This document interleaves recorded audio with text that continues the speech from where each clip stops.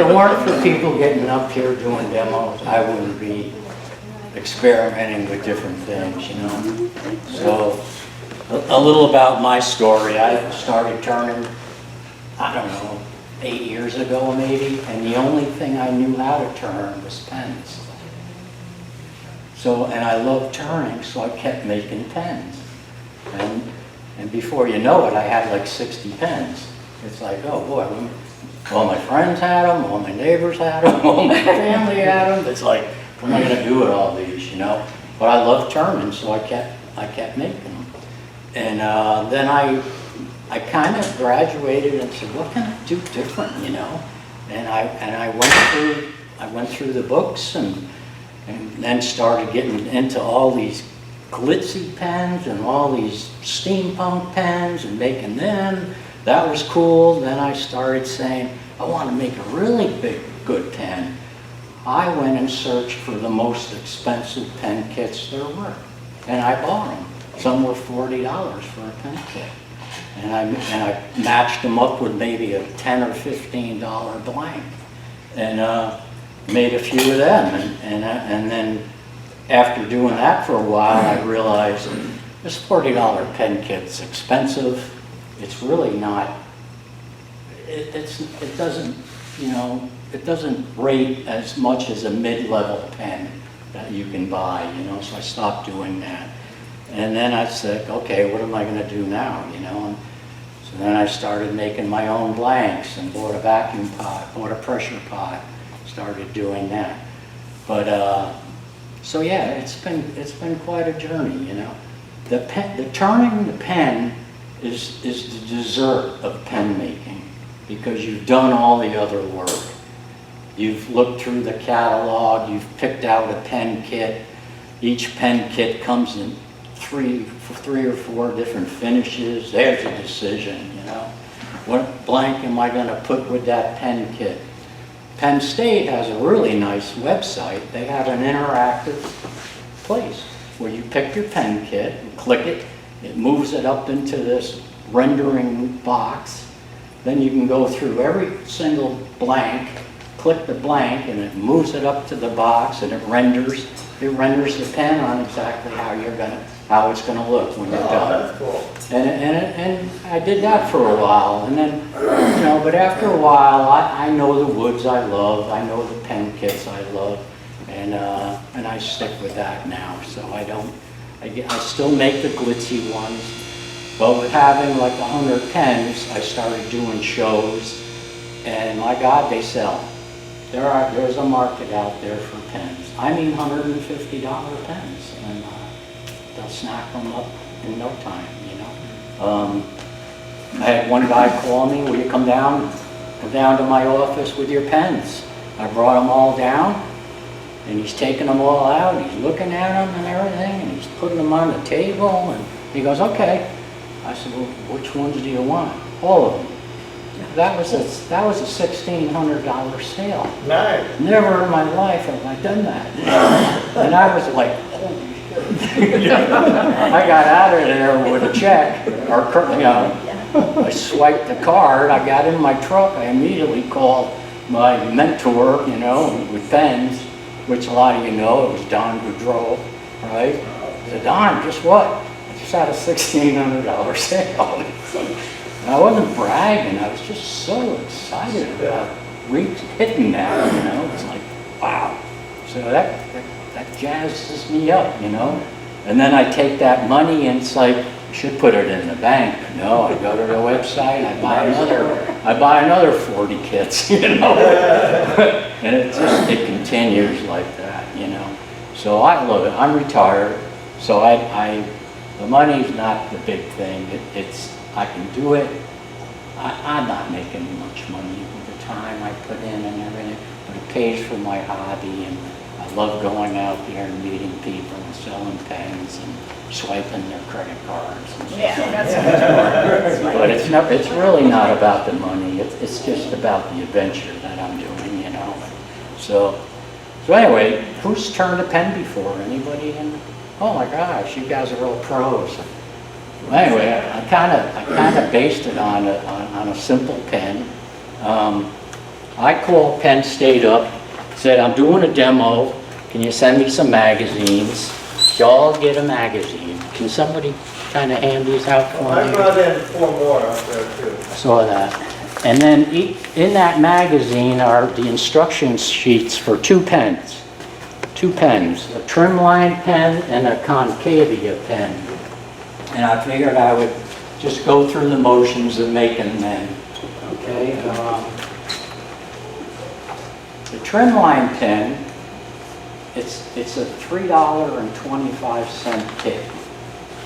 Okay, that's it. It's probably on the bottom of the scale, beginners, and I recommend that everybody start at the beginner level before you go messing with a $40 pen kit, because you can make a lot of mistakes, and get familiar with it. You know? That's why I gave you the instructions, so you can kind of get familiar with that.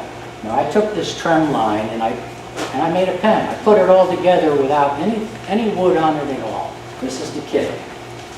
And if you notice, when you look at it, it's got 2 brass tubes, and that's the part that we're going to turn and You make. put that on top of the lathe and you can see it on the screen. I'm going to pass it around. Oh, okay, all right. Okay, am I right? Okay, 2 brass tubes. Now I'm going to pass it around, but I want you to take a little notice at the brass tube and then the tip. And I want you to look at how much material is there. On this pen, it's not much. So the wood, after you're done turning, is going to be very thin. So just take a notice of that, and then I'm going to talk about it later, okay? So I'll pass this around. Good meeting. Good meeting. Yeah, so that's called the trim line pen. Like I said, it's like $3, okay? Now, if you look at the instructions, it says trim line. If you look up on the top there, it says required accessories. 7mm pen mandrel, which is here. I'll talk a little about mandrels.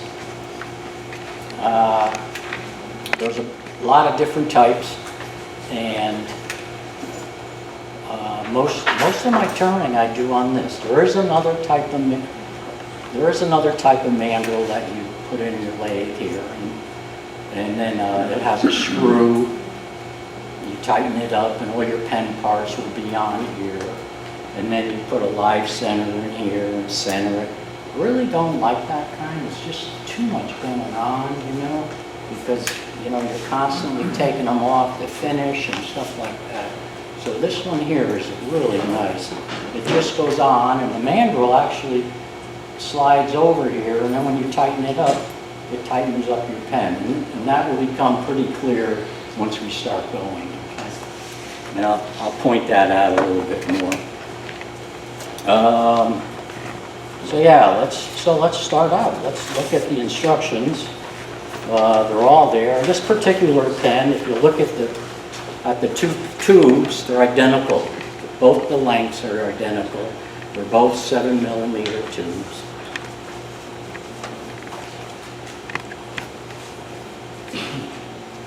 It calls for a 7mm drill bit, 3-piece bushing set, and I'll show you what that is. A barrel trimmer, I'll show that, and some epoxy glue. So basically what you do is it tells you that you need a blank, and here's a pen blank. You can buy them or cut them yourself or whatever you want to do, okay? Here's the tubes that come in the kit. There'll be 2 of these tubes. And, I don't know if you can see me. Hold it right over Yeah. there.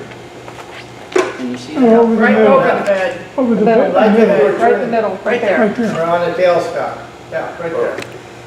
Anywhere right there. There we go. Okay. So you would take your brass tube, and there's going to be 2 of them because there's a lower barrel in your pen and an upper. And you just put it on the wood.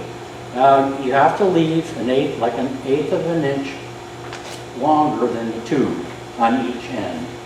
Okay. Take a little pencil, mark it. You need 2 of them.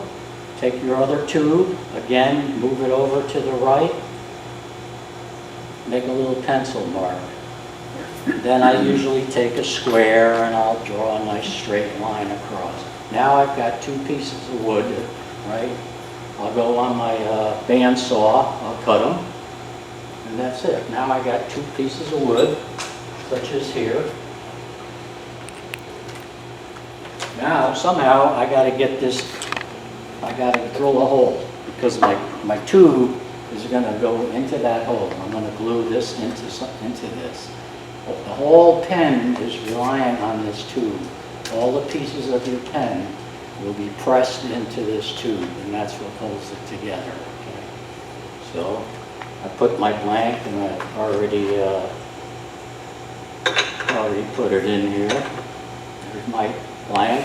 It's cut long enough to where it's going to hang out over the sides of my brass tube. Okay? I'll tighten that up.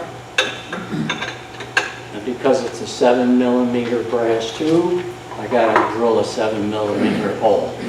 And What are those jaws you have on that chuck? oh, thank you.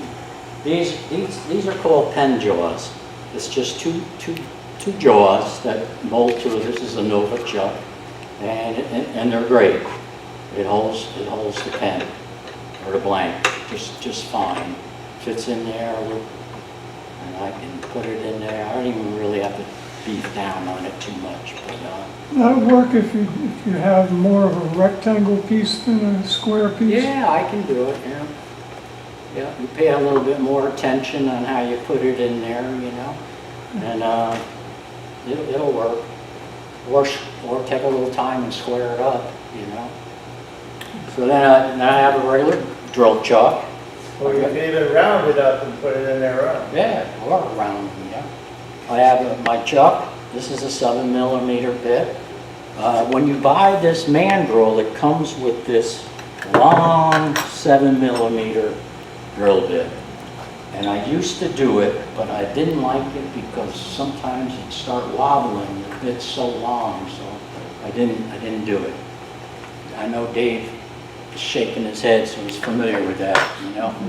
So I bought just regular 7mm, and then you put it in there. Turn my lathe on.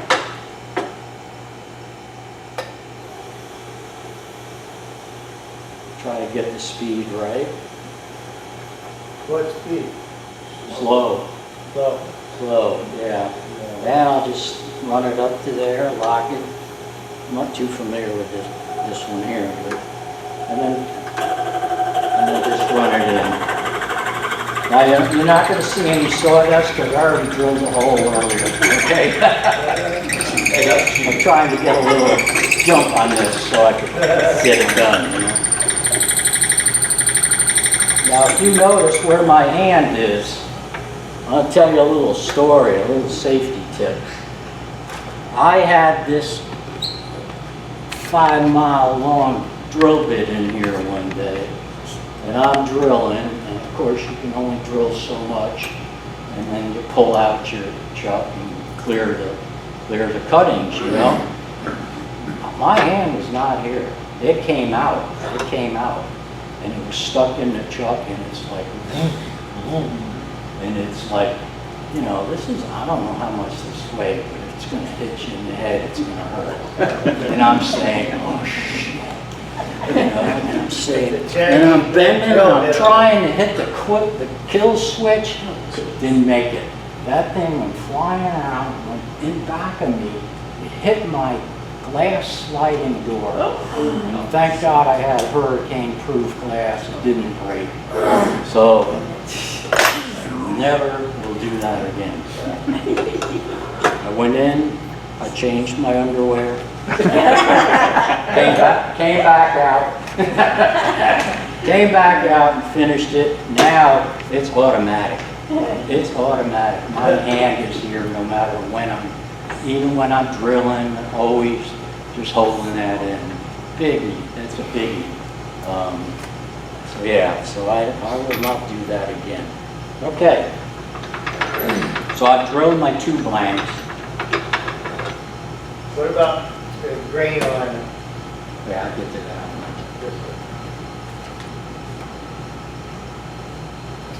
Good point.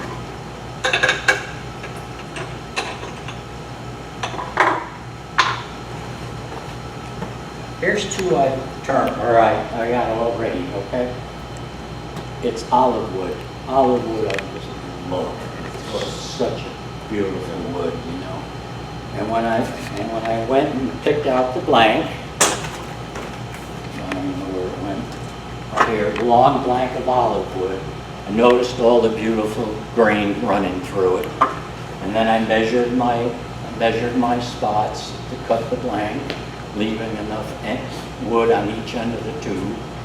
But before I did that, I wanted to make sure that when I put the pen back together again, all the grain's gonna line up. So I just made a mark across it, okay? And that way, no matter what configuration I get all mixed up, I can always come back and say, there it is. I can just put those two lines together and that's it. You know? Makes a big difference. Now, you do lose a little when you cut the blank, you know. You lose a little. You are going to lose some when you square the ends of your pen. But after a while, when you've gotten really good at making blanks, you'll take a little more or less. You won't cut them as long. When you're first starting out, give yourself 1/8 of an inch on each end, just so you have enough wood there to square it up. And then as you get better, and you can risk getting it closer together. Not a big deal, because a two-barrel pen usually has a center ring to it anyway, you know. So when you do finally put it together, you're not going to notice it, and it's still going to jive, you know, the grains. So now, after I've done that, I've got to glue this into my blank, all right? First thing you do is you want to buff up your tube with a little sandpaper.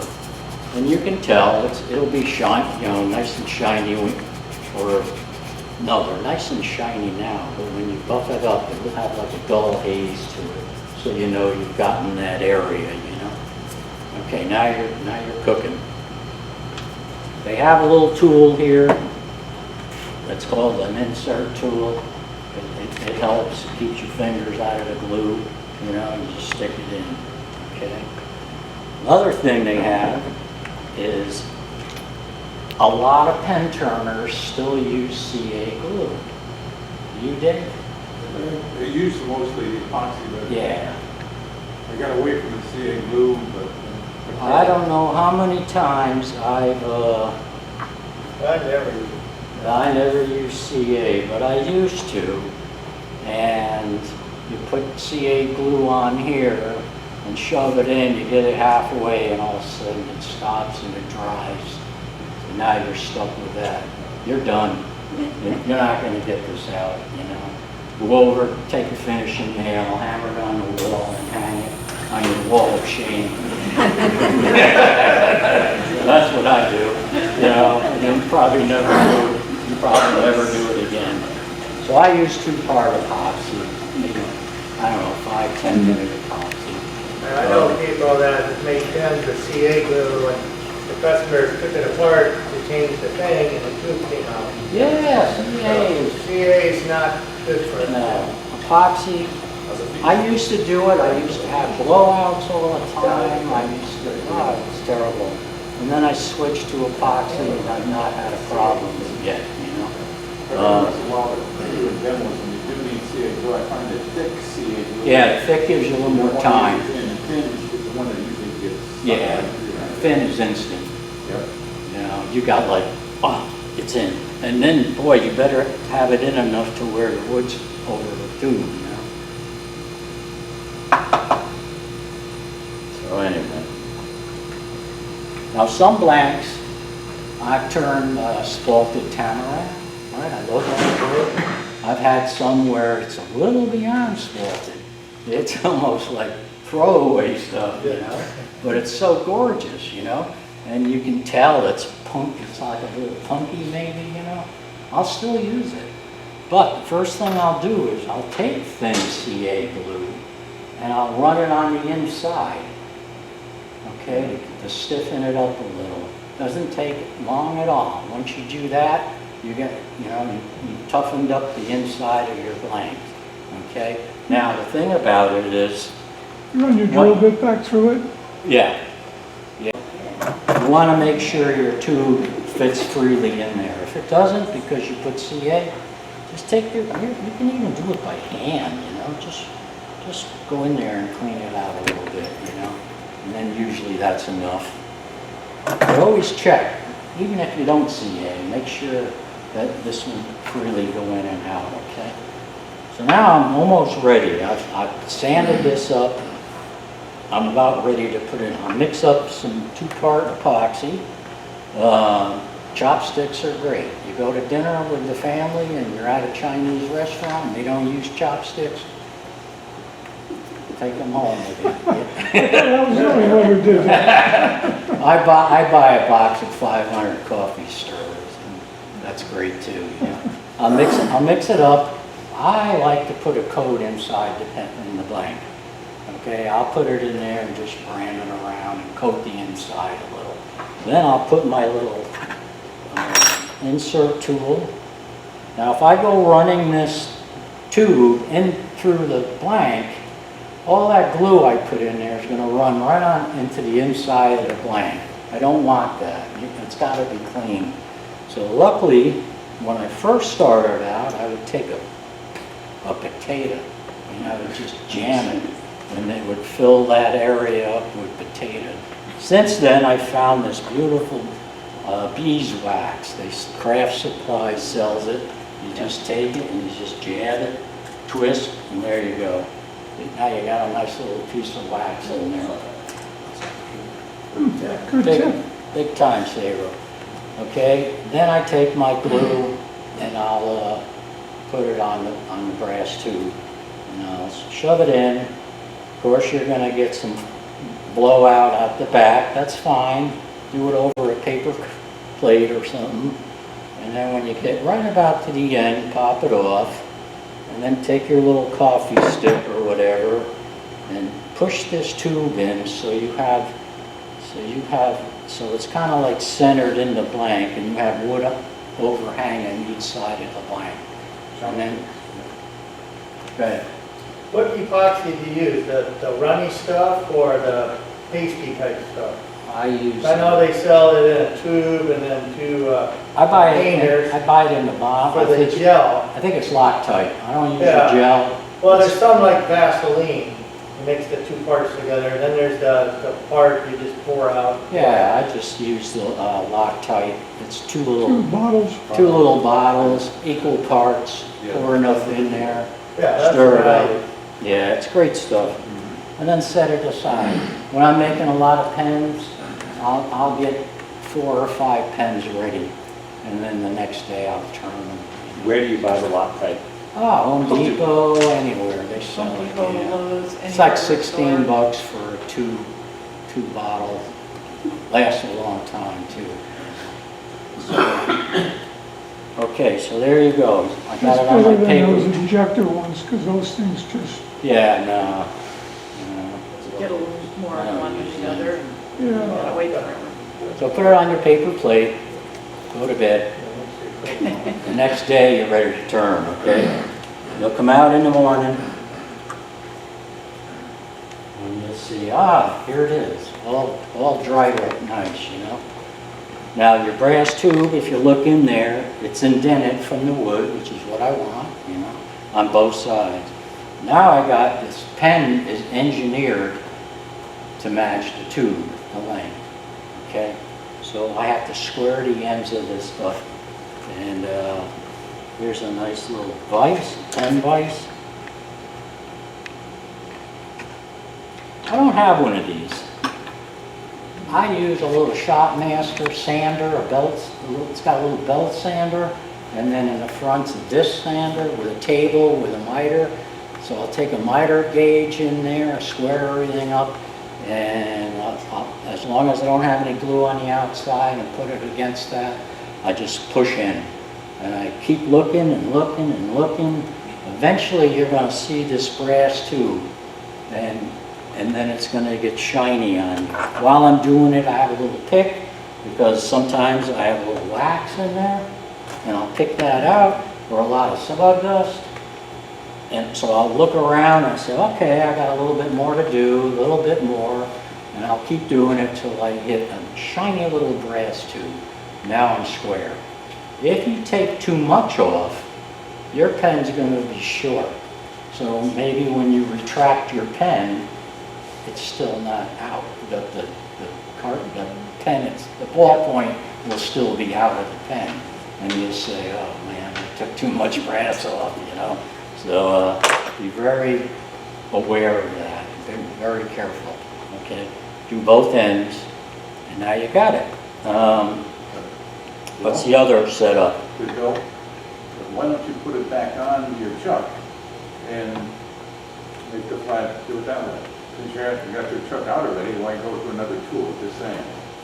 What, with this? With the mill. Yeah, yeah. No, I like doing it on a sander. I've Sander's never had a blowout doing it.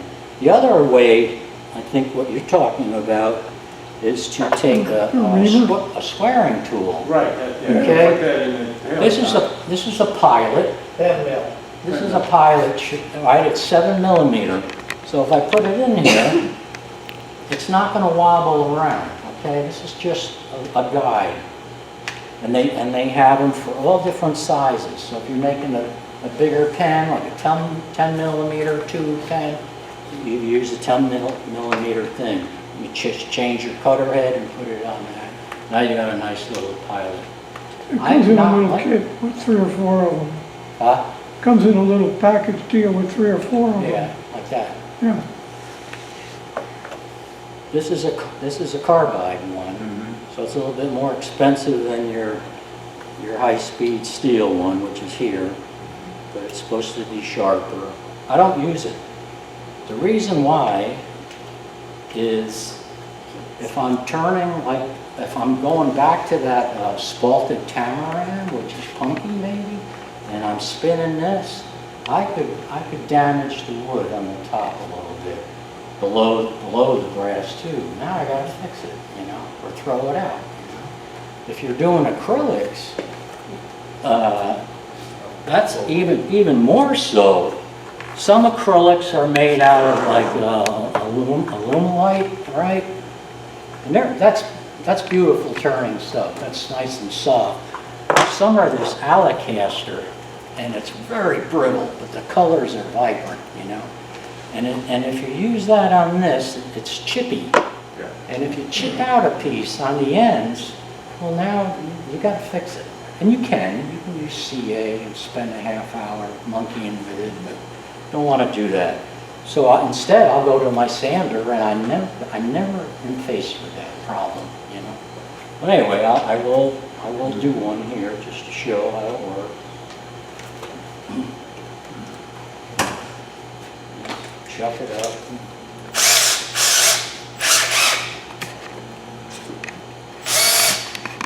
Just shove it down here, and I'll just slowly keep going. Because one thing I don't want to do is cut into that brass. I'm getting real close. It's here. One more little. There it is. I've got a nice shiny little brass tube there. So now that's square. I'll turn it over and I'll do the same thing. I do that on the drill press. Do you? With this? Yeah, I do it on the drill press too. My drill press is in my utility room and it's buried, so. As long as I got this pilot to keep me square, I'm okay.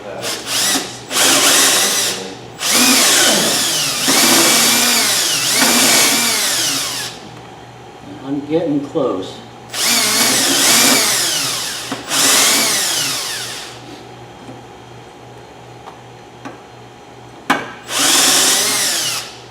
Okay, there it is. So there I got it. Now if you notice, I went down inside the wood. Don't worry about that, because when you turn, that's just going to cut off and disappear. Okay, and your pen's not going to be this thick, that's for sure. So you'll get to it. What's the smallest piece of wood you can use, 5/8? Yeah, most pens call for 5/8. Some of the bigger pens want 3/4. There's some huge pens out there. And, Yeah, for a pen like that, slim, whatever that was, I've used 1/2 inch before. But yeah, it's a lot more sketchy drilling a hole. Yeah. And doing all the things to it. Better if it's a little bit bigger. yep. But the blanks you buy, they're usually around 3/4, right? Yeah, a lot of them. A lot of them are. A lot of the blanks are, yeah, if you look in your magazine, they sell blanks. And a lot of times the instruction sheet will even tell you the minimum size blank. I don't see it on this one, Well, it's going to say a 5/8 square stock. but yeah, 5/8. But like Lee said, you can get away with 1/2 inch, you know. And, If you ever drilled a hole from both ends, make sure you don't go off on an angle. yeah. Drill both ends and meet in the middle. Yeah. Yeah, there's nothing more frustrating than, especially when I was using this 10-mile long drill bit, she'd flop around a little and look centered, you know, but then you look at the other end and it's like hugging the edge, you know, it's like, Yeah. I'm not going to be able to do that, you know. So that's pretty frustrating when that happens.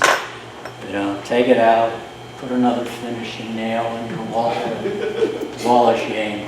Okay. It's okay. A year later, you'll look at that wall and you'll say, I remember that one, you know. So yeah, so it's cool. All right, so now I'm ready to, here they are. Okay, here's two that I've already I glued, I squared the ends up, and we're ready to turn a pen. I'll take my, this thing all set up, I'll put my little jig in. These are little spacers, that's all they are, to keep you away from the headstock, okay? So I'll leave a couple on there, I'll take 3 off. You gotta be careful, because some of these little pens, the damn bushings are almost the same size as these spacers.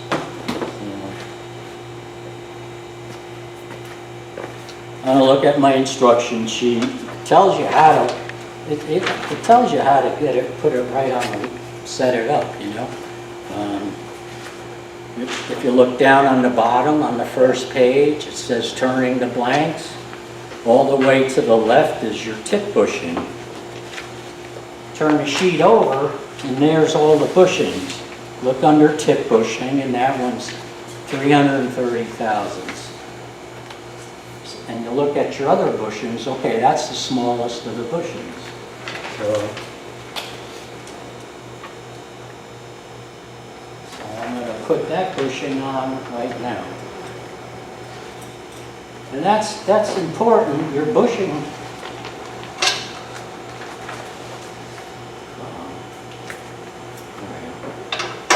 Your bushing is going to tell you how far down you can cut the wood. You don't want to go any further than your bushing, because you won't be able to. But it's so the tip of your pen, when you put it together, you're not going to have an edge on it. Okay? So it's engineered that way. Now if you look again, you say, okay, now I'm ready for a blank. I'll put that on. There's that. Now the next one is my center bushing. That's going to be easy because it's the biggest one. I'll put that on, and then I'll put a blank on, and then I'll. You make sure your grain is lined up at this point? This is Sapelli, so you can't. I'm not seeing any grain at all. But if you were Yes, highly thick. yes, right. I'll put the last on, then I'll put a couple spacers in there. Where'd you get your bushings? each pen right there. When you buy a pen kit, it'll tell you what kit, bushing kit, okay? So on top of the $350 for the pen, you have to buy the bushings also. And the bushings on every instruction are on the other flip side, and there's your bushings. When you buy bushings, boy, be real careful. Put them back in the bag when you're done, because after you've made 20, 30 different styles of pen, each one calls for different bushings.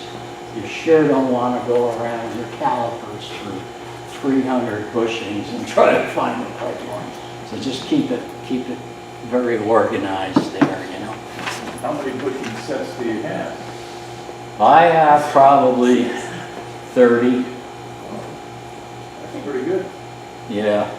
And I have a nice little case. I keep them back in the bag and put them in there. And so that's how I try to manage that. And I'll stick this on here. Do you ever run into when you're putting your wood blank on the mandrel, it doesn't go in because Yeah. there may be some glue in there Yeah, you didn't glue. see? Yeah, So then you take it off, yes. and then how do you go about cleaning the glue? Sometimes I just try to push it on the manual. A lot of times it'll pop out.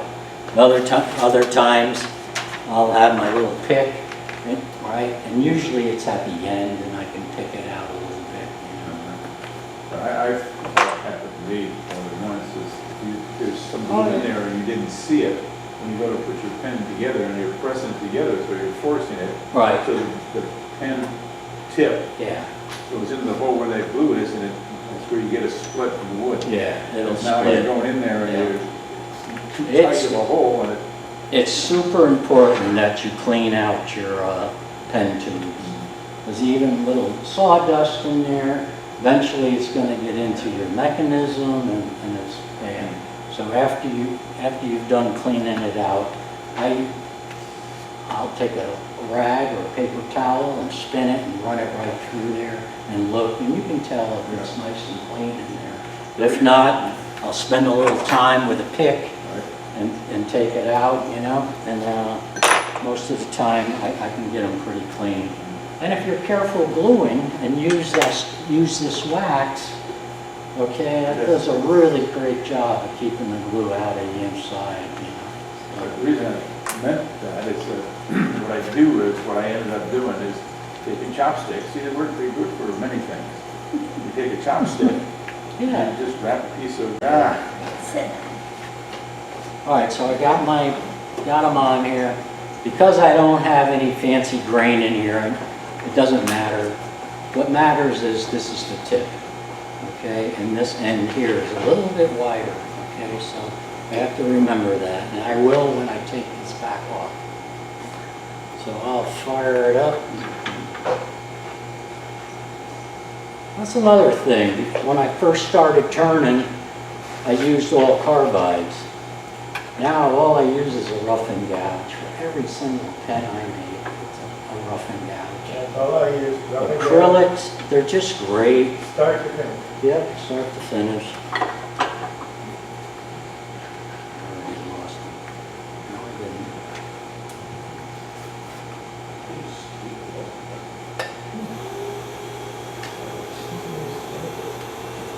I'll just go in.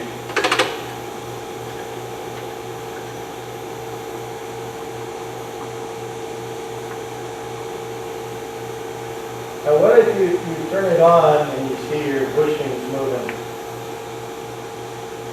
Well, usually I don't. Now, if I look at it right now, it looks like it's wobbly. That's probably my wood. It's not the center.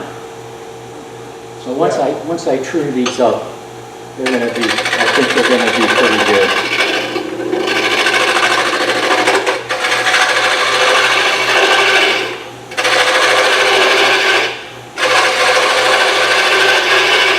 Now, one thing to remember is the center bushing is a little bit wider, a little bit bigger than the tip.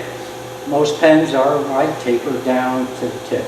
So I want to keep that in mind. If I go across and make this perfectly the same size as the tip, I'm in trouble, okay? So I'm gonna work from my biggest part of the tube, or the bushing, down to the other one.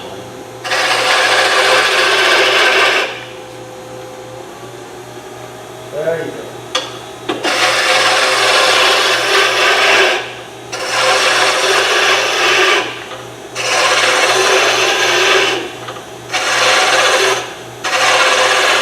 Now look on each end and just try, look, see how much I've taken off so I don't get too out of whack, okay?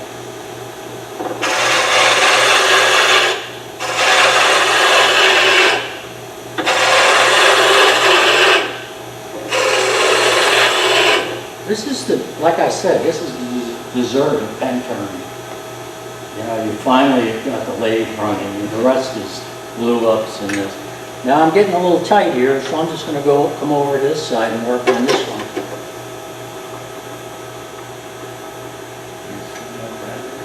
This thing's loose now.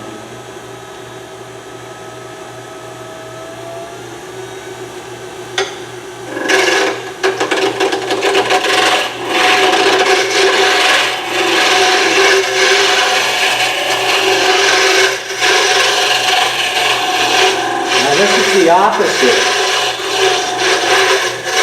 The thin part is on this end, so I'm going to work from this down.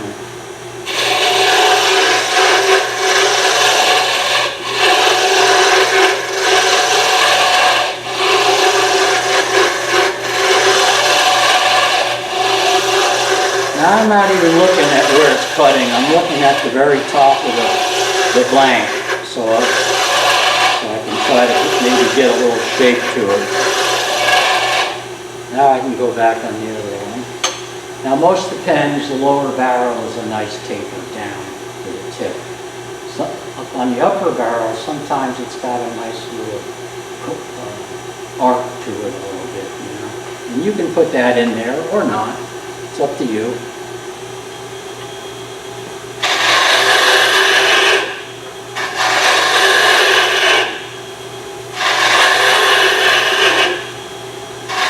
I'm getting pretty close. Yeah, I'm real close on that.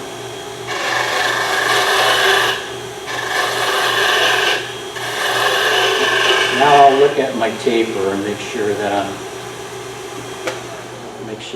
nailing it. I'll go over here. I'm a little proud of my bushing over here. Got a little bit more on this side to take.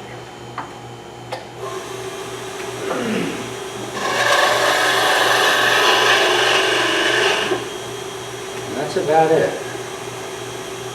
Now I'll go over on this side. Are you doing it in the room for sanding, or you turning it? Ah, Are you turning it exactly to the bushing, or are you doing it just here more for sanding? I can say, yeah. A little proud of the bushing, and then I'll sand. That's kind of what I do. But Yeah. I was wondering about that. Yep.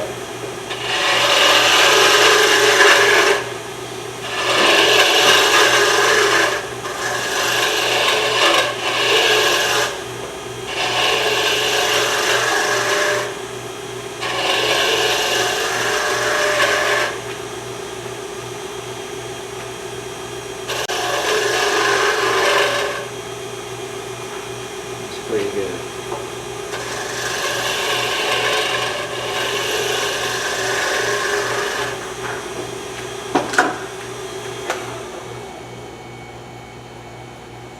I'm pretty happy with that. I'll sand it. I'll probably start out with maybe 240.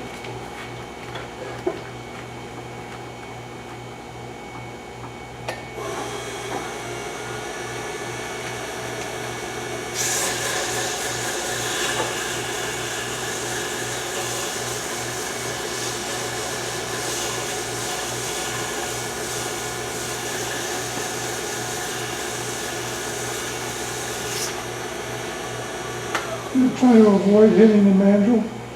Nah, don't worry about With the mandrel, I mean the bushing. Makes it shiny. it. The bushing, no, I don't.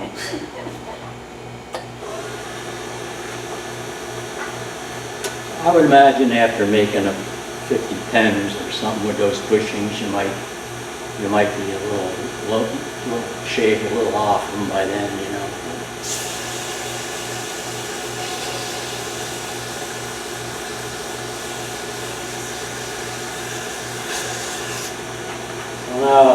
to 400.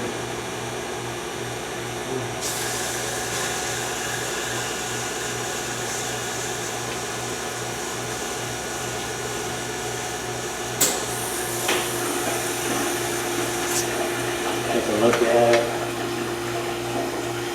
It's pretty nice. A lot of times you will get little lines in your wood from sanding. And at that time, that's when I go like this and run it this way. And that usually takes it out. Some woods are a little bit more prone to that than others.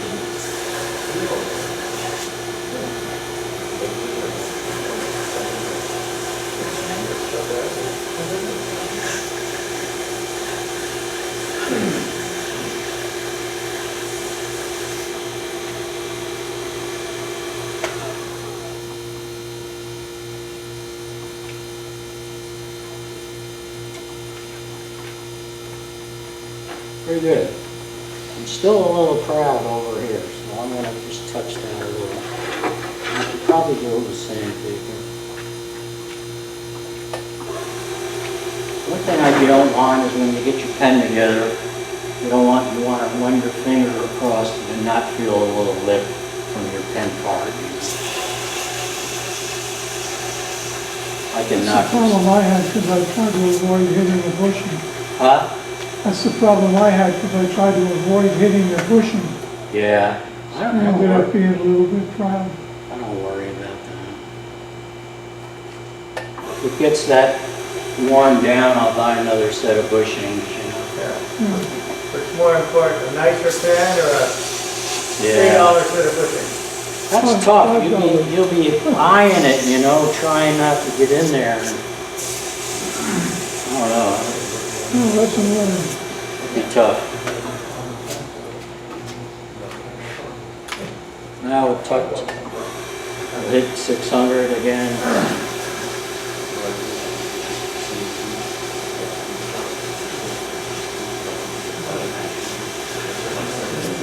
Okay.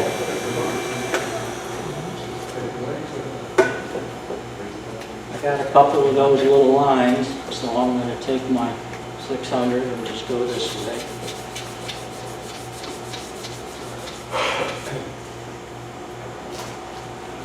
If you can barely see them now, when you finish it, sometimes it really pops out. So, take the time. Okay, that looks pretty good. So, there I am. What am I going to do with it now, you know? I can put a finish on it, or I could CA. This particular one, I'm just going to use some friction polish. Love this stuff. Mylan's friction polish. Shake it up.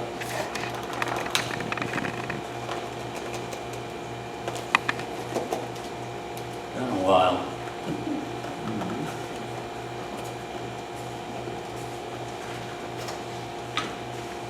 Put a little on my rag.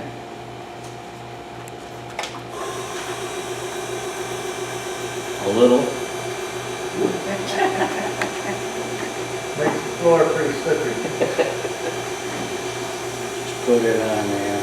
And it pops out, you know. It's that instant satisfaction part here now. And I'll squeeze it with my fingers until I get a little heat. Warm it up a little bit, you know. How many coats do you usually put on? Couple. You can keep going, but I don't know how I'm doing with time. Am I okay? It's 8:15, so I don't know. I don't know. It's time to have. I'm enjoying it, so keep going. Okay. You had enough, throw a shoe up or something. Just make sure your foot's not in it.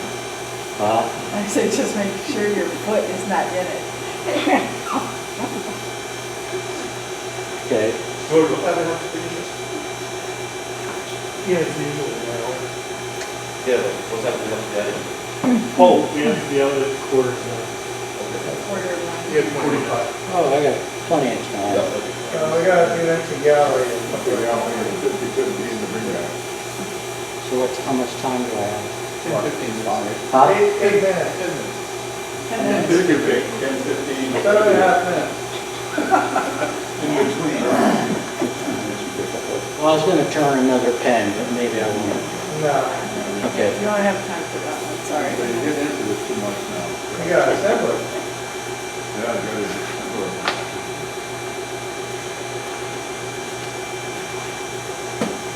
Okay, there it is. Not done. Nice turning. Nice polished job. So, now it's critical part, right? Not to mix my bushings up, right? I'm gonna bag them.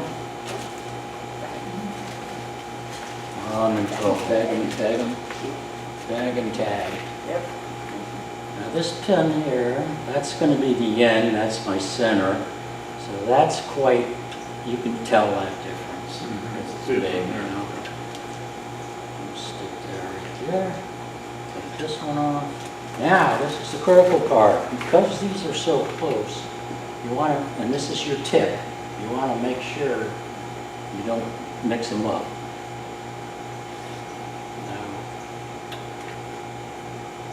I can tell by looking at it, okay? There's a lot of wood here, and on this, there's not too much wood, so that's gonna be my tip. But pay attention, because it's so easy to get mixed up sometimes. This I'm gonna bag. So I don't lose a bushing, now I lost the whole bag. On the side, yeah, right There we go. away, yeah. It's old age. I don't really make this pen anymore too much, but Is this a trim line? yeah, it's a trim line. They're $3. Super easy to make. And I just figured. But I recommend everybody start out with those, because if it makes the wall of shame, no big deal. It's $3.50. You know? What about the pen refill itself? Do you find the quality is, No, comes with the no, kit? all the refills are pretty much the same, no matter what kind of pen, you know. It's a ballpoint. There it is. I did the slim line with the gel coat, and they've already gone bad. It's like $7 for a refill. Black tip. Huh? Black tip. Oh. There you go. Thank you.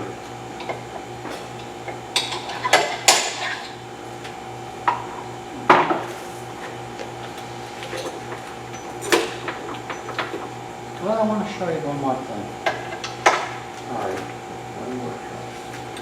It's important. Now I decided to do a friction polish on this, all right? What if I wanted to do a CA finish? Okay, Not on that, you can. not on the metal. If your bushings are still here, right?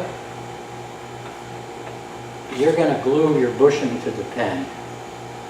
And then you say, you might be successful in the finish, but when you take it off, your bushing's gonna be stuck to the pen. You take a pair of pliers and you crack it. Hopefully you get away with it. A lot of times you won't. You'll take a chunk of wood out, okay? So they make these nice little things here. They're little nylon bushings.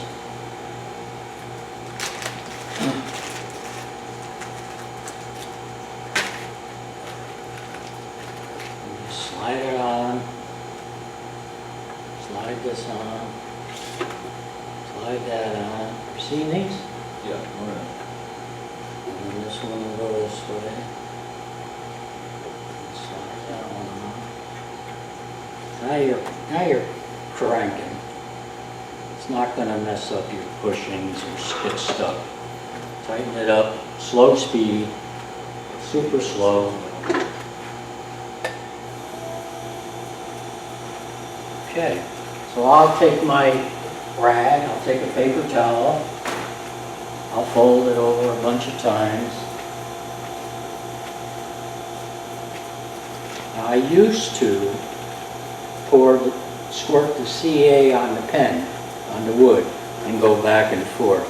What I found doing that, I would get a buildup on the ends. So I don't do that anymore. Now I take the CA thin, put it on the paper towel, and just go a couple times. If you stay too long on there, it's going to start drying, it'll get rough.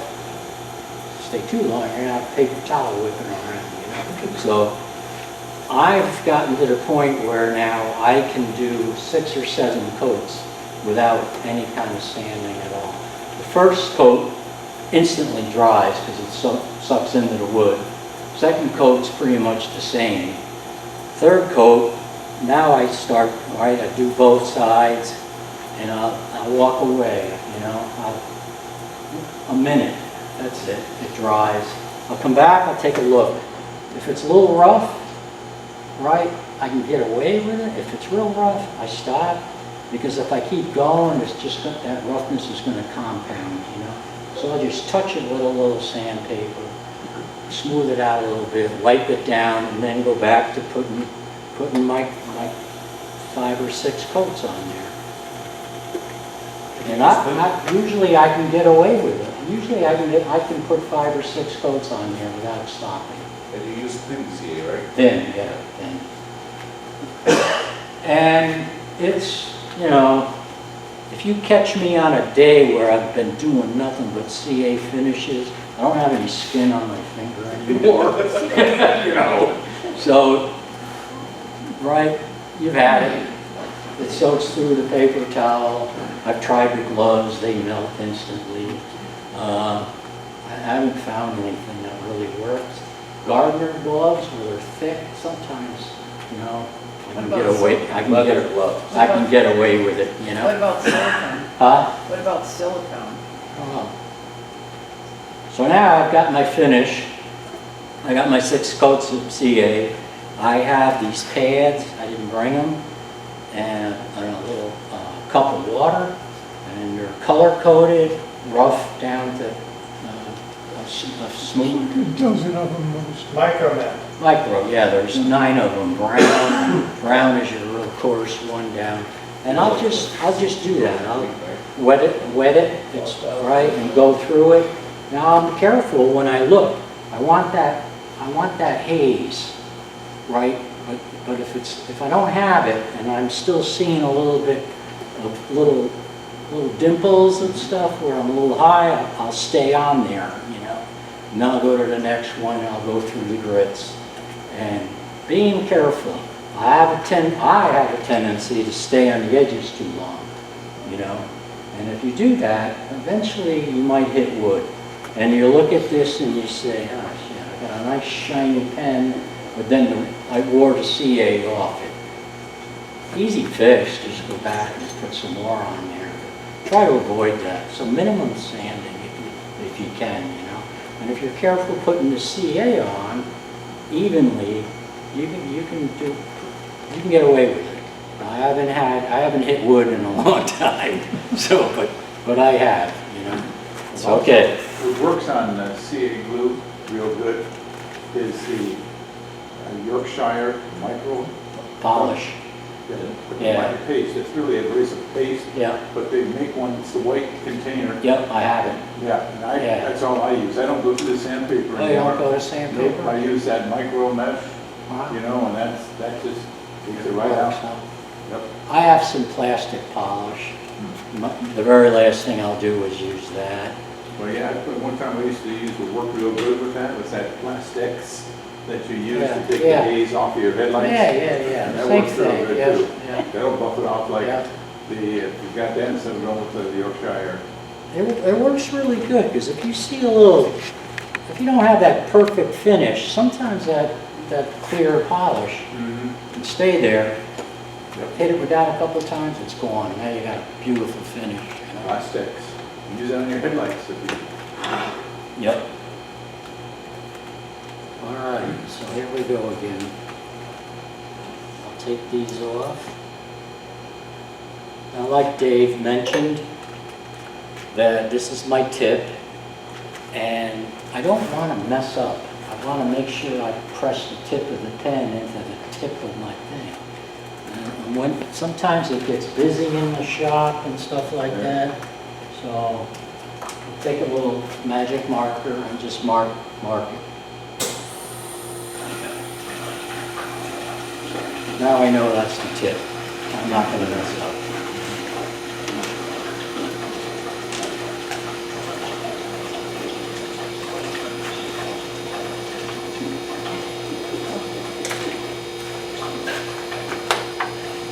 All right, now we're ready to put this thing together. On a good day, I can turn 4 pens. Then I'm tired. Yeah. Gotta stop for that beer. Huh? Gotta stop for that beer. Dr. Bush. Yeah, I think that was just a spacer. It's a long way down, isn't it? These Huh? It's days. a long way down, isn't it? It's getting longer, yeah. Yeah. Someone's paying attention. Yeah. These things disappear really easy. Or you drop one and it rolls and you got a ton of sawdust on the ground. You find it 6 months later. You find them. And you can buy, you can buy more. Or you can use worn down ones. Huh? You can use worn down one. Yeah. All right, let's stop this pen again. All right, so here's my pen kit. Here's another little thing. Lee brought in a pen press. Each piece has to be pressed in, okay? Pretty fancy deal. I don't own one. I got the poor man special here, okay? Poor man's. And it just sticks in here. Sticks in here. Here's my pen press. I love it. So I'll take my tip because I put some black mark on there. I'll take my pen kit, whatever I did with it. You put it on the table. The table, like this.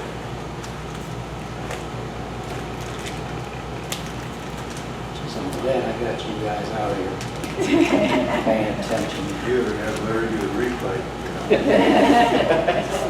Now, what's really good is you've all seen these little magnetized little cups. Oh, yeah. When you're done, you can put it on your toolbox. They're great. Because a lot of these pen kits have a spring. And the minute you lose the spring, you're going to be mad. This particular one doesn't have a spring.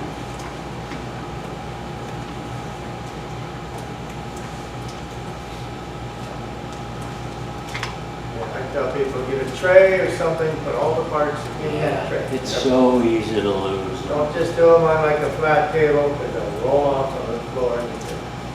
And if you lose the spring, oh my God, Sounds like you've done it before. you're done. Oh, no, I haven't. I've got a whole bag of springs that I bought, spares. Just for that? Yeah, but they're all different, sometimes it's such a pain. And the way they wrap them, you ever seen the little components in a little baggie? That's why I hate trying to open the damn bag. Just rip them off. Well, I can't open the bag. All right, so there's the tip. I'm gonna look for my little mark where I sharpied it. There, I'm gonna stick it in as much as I can do. Yeah.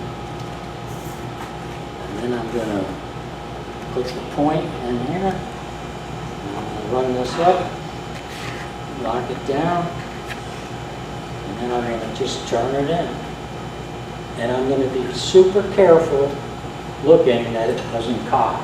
Sometimes they cock. And if it does, then give it a tap or loosen it up, start over. And I'll just keep going in. What is this?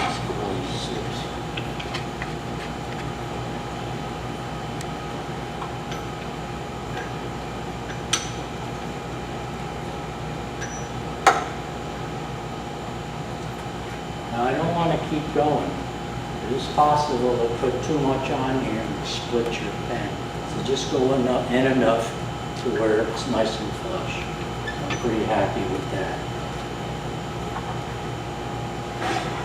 Now, I believe this pen, a little bit different. The twist mechanism is right here. And if you look at the instructions, and I think I know, but I'm going to check. It says identification mark, and there's your mark. It's right after the brass part. I don't know if you can see that, but it's right here. So I'm going to push that into the other end until I hit that index mark on the mechanism. And every pen's different, you know, they don't all have this style.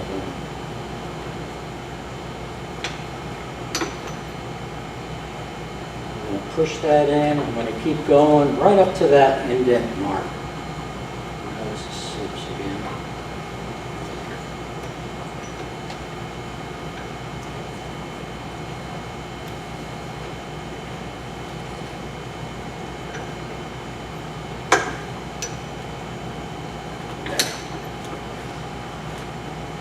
Now you're going to know if you messed up, because now you're going to screw this in. Isn't there usually a little plastic tip on that thing? Yeah, sometimes. Yeah, there is. There's a little wax tip or something. Pull that off. And some of the better kids have a little plastic sleeve, and make sure you take that off before you stick it in.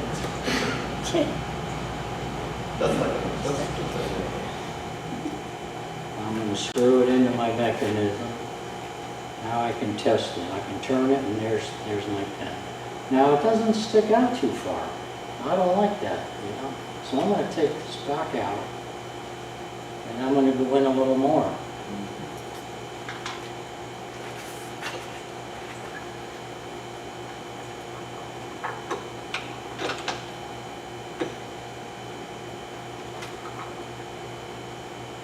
This is going to be hard for them. I can barely see my mark. Just going to guess. Over there. I'll try it again. Okay, there it is. It's sticking out pretty good now. And it retracts and it goes all the way in. Now when I was squaring this tube, if I took too much off that copper tube, then I'm going to retract it. Sometimes there it is sticking out because everything's smaller now. So it pays to really be careful with that. So the pen with one of those little pocket protectors. That's one way of doing it. I've tried everything. I've even ground the end of this off. Oh, yeah. But I wouldn't dare sell it because if they go buy a refill, they're in trouble, you know? I've done that with the razor blade, it's like Yeah. slice of bologna, yep. Yeah, you can't sell that. No, I would feel really bad about it. Depends how fine you slice it. Now, the only other part I got now is the center band.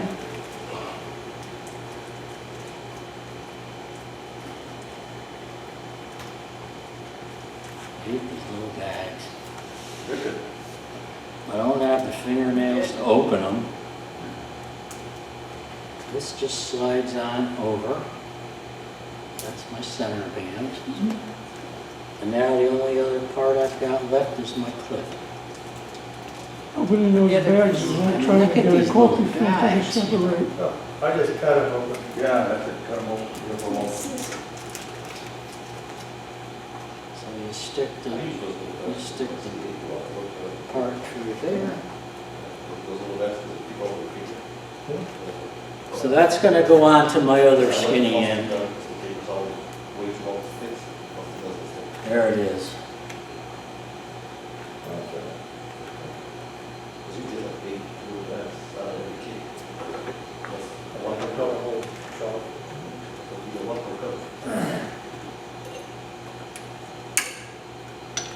Now a little helpful hint. If you got a little flaw in your pen or some area you don't like, put it together where the clip goes over that, you know? It works wonders. In about 30 seconds. What is that? There, all together.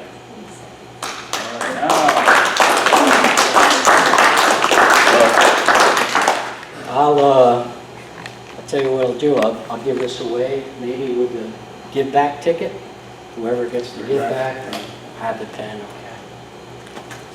All right.